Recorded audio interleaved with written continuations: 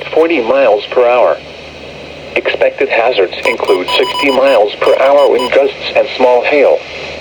This is a radar-indicated threat. The following impacts are expected. Expect damage to roofs, siding, and trees.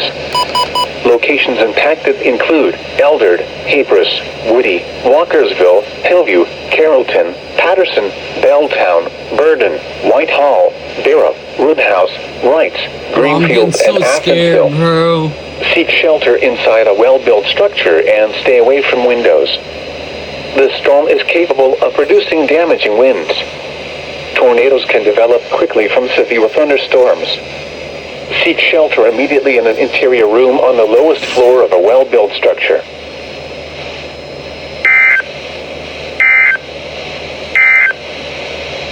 Severe thunderstorm warning remains in effect until 3:15 a.m. for southeastern Lincoln and northwestern St. Charles counties.